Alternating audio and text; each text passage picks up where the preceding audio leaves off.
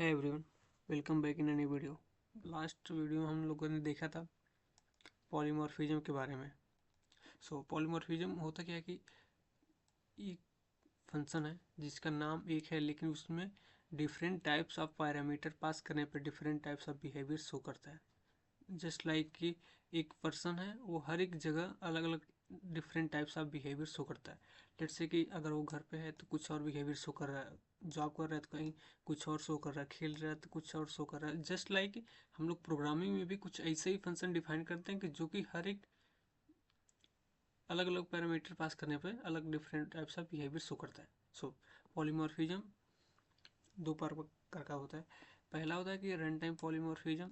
इसमें क्या होता है कि इसका एक ही टाइप होता है जिसमें फंक्शन ओवरराइडिंग होता है। फंक्शन ओवरराइडिंग क्या होता है कि जो भी पेरेंट क्लास होता है वो अपना एक फंक्शन डिफाइन कर देता है, और जो बेस क्लास होता है, सॉरी, जो चाइल्ड क्लास होता है उसका काम है कि इनहेरिट करने के बाद से उस फंक्शन को डिफाइन करना, मतलब कि बताना कि हाँ ये वाला फंक्शन कौन सा टास्क परफॉर्म करेगा।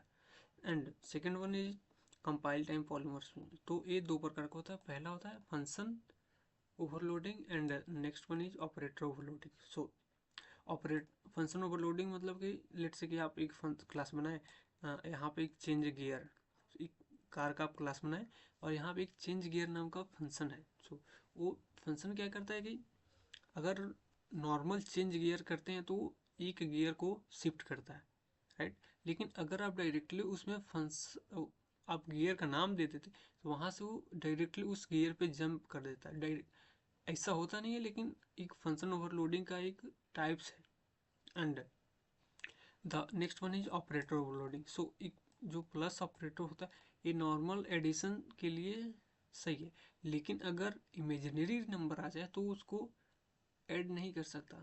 तो ऑपरेटर ओवरलोडिंग में हम लोग जो प्लस ऑपरेटर तो उसको हम लोग ओवरलोड करते हैं। अब बताते हैं कि देखो तुमको ऐसे ऐसे टास्क को परफॉर्म करना है। तो जो भी इमेजिनरी नंबर है, लेट से कि ए प्लस आई बी, इस टाइप का जो भी नंबर हो तो उसको वो ऐड करता है और बता देता है हाँ रिजल्ट कुछ ऐसा है। सो आज का टॉपिक है जैसे अब्स्ट्रैक्ट क्लास एंड इंटरफेस क्या होता है। अब्स्ट्रैक्ट क्लास मतलब कि जो आप क्लास बना रहे हो, लेट से कि आप एक क्लास बनाए कार या फिर phone, tablet, television, just like, तो उसमें कम से कम एक ऐसा फंक्शन होना चाहिए जो प्योर वर्चुअल फंक्शन हो।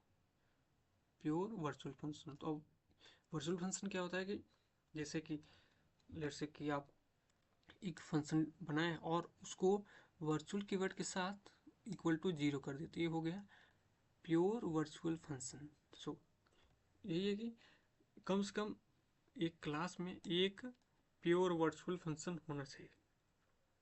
एंड कुछ कैरेक्टरिस्टिक है एब्स्ट्रैक्ट क्लास का कि वो डायरेक्टली एक ऑब्जेक्ट नहीं क्रिएट कर सकते। आप डायरेक्टली एक एब्स्ट्रैक्ट क्लास से ऑब्जेक्ट नहीं क्रिएट कर सकते। पहले आपको उसको कह सकते हैं कि आप पहले इनहेरिट करोगे एक चाइल्ड क्लास में, फिर इस चाइल्ड क्लास का एक ऑब्जेक्ट बनाओगे, राइट। सो आप डायरेक्टली एब्स्ट्रैक्ट क्लास का ऑब्जेक्ट नहीं क्रिएट कर सकते। यह एक ब्लूप्रिंट के जैसे काम करता है फॉर अदर क्लासेस, राइट।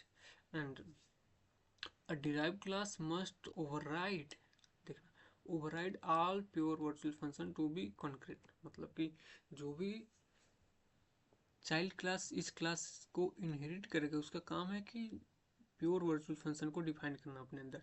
जैसे कि एक कार है, कार का क्लास है, यहाँ पे ये दोनों फंक्शन प्योर वर्चुअल फंक्शन है। तो जो भी अब चाइल्ड क्लास इससे इनहेरिट करेगा तो उसका काम है कि ये दोनों फंक्शन को अपने क्लास के अंदर डिफाइन करना कि इसका बिहेवियर क्या है, चेंज गियर पे कैसा बिहेवियर है, एक्सीलरेट पे कैसा बिहेवियर है। ये है एब्स्ट्रैक्ट क्लास। तो एब्स्ट्रैक्ट क्लास में कम से कम एक प्योर वर्चुअल फंक्शन होना चाहिए। प्योर वर्चुअल फंक्शन क्या होता है कि इक्वल टू जीरो होना चाहिए एंड यहाँ पे वर्चुअल कीवर्ड होना चाहिए, right. And the next one is interface in C++।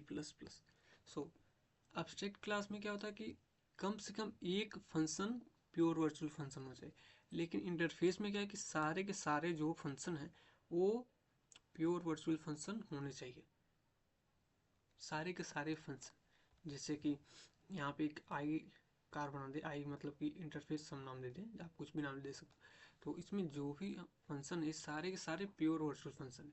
तो इंटरफेस और अब्स्ट्रैक्ट क्लास में यही डिफरेंस है कि अब्स्ट्रैक्ट क्लास में एक कम से कम एक फंक्शन होना चाहिए जो प्योर वर्चुअल फंक्शन, लेकिन इंटरफेस में क्या है कि सारे के सारे फंक्शन को वर्चुअल फंक्शन होना चाहिए, मतलब समझ रहे हो, pure virtual function. It is use to define a contract what a class must do. जैसे कि आप क्लास बनाए और जो भी इससे इनहेरिट करेगा उसका काम है कि इस सारे फंक्शन को डिफाइन करना। तो ये कह सकते हैं ये एक ब्लूप्रिंट के जैसे काम कर रहा है।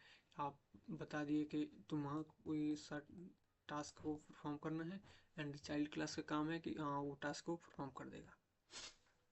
यहाँ पे सेम प्रॉब्लम है कि आप डायरेक्टली इस क्लास से ऑब्जेक्ट नहीं क्रिएट कर सकते। फर्स्ट पहले आपको इनहेरिट करना पड़ेगा, देन आप उसको ऑब्जेक्ट बना सकते हो, राइट।